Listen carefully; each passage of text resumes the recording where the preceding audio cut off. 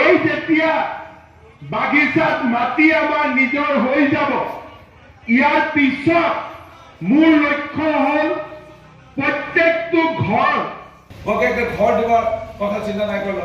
আজ মুখ্যমন্ত্রী ডক্টর হেমন্ত বিশ্ব শর্মা ডাঙরিয়া আমাদেরকে মাটি পাটাও দিবে, ঘরও দিবে। একটা জোর সে হাততালি দিয়ে মুখ্যমন্ত্রী ডাঙরিয়াকে আমি ধন্যবাদ জানাব। বিশ্ব শর্মা ডাঙরিয়ার সময় গর্ভবতী মহিলাগিলা টাকা পাবে। আজ গর্ভবতী মহিলাগিলা 15,000, ল'ৰা ছোৱালীগিলা বিনামূল্যে নামভর্তি, এরকম 1 লাখ টাকা। সাংবাদিক বন্ধুরা সবকে নমস্কার, প্রণাম, জোহার।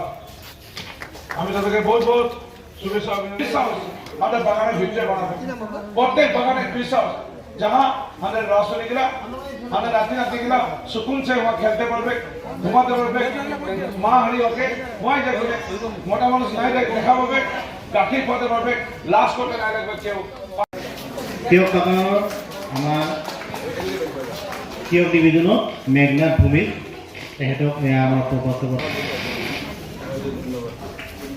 আৰু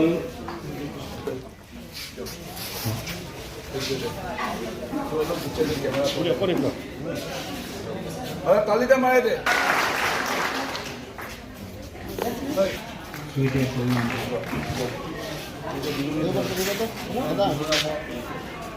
প্ৰধানমন্ত্ৰী আৱাস যোজনাৰ মই ঘৰো দিবৰ বাবে চেষ্টা কৰিম। অকল মাটি লাগিবনে ঘৰো লাগিব? অকল মাটি লাগিবনে ঘৰো লাগিব? মই আজি আপোনালোক মাননীয় মুখ্যমন্ত্ৰী ডক্টৰ হেমন্ত বিশ্ব শৰ্মা ডাঙৰিয়াক অনেক ধন্যবাদ জ্ঞাপন কৰিছোঁ।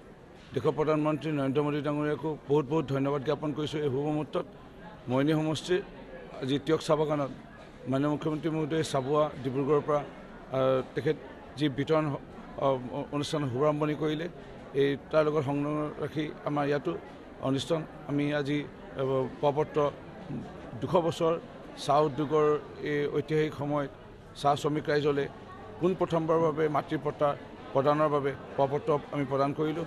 আমি খুবেই আনন্দিত। মাননীয় মুখ্যমন্ত্ৰী মহোদয়ে সদায় নতুন নতুন ভাল খবৰ জনায়। আজি আকৌ নতুন এটা ভাল খবৰ জনালে যে 1 লাখ টকা মেৰামতিৰ কাৰণে আমাৰ শ্ৰমিকৰ ৰাইজৰ যাৰ ঘৰ অলপ ভাঙিছে বা মেৰামতিৰ প্ৰয়োজন 1 লাখ টকা দিব। আৰু যিসকলৰ ঘৰ নাছিল, বাঁহৰ ঘৰত আছিলে, তেওঁলোকক প্ৰধানমন্ত্ৰী আৱাস যোজনা 1,60,000 টকা নতুন ঘৰ দিব।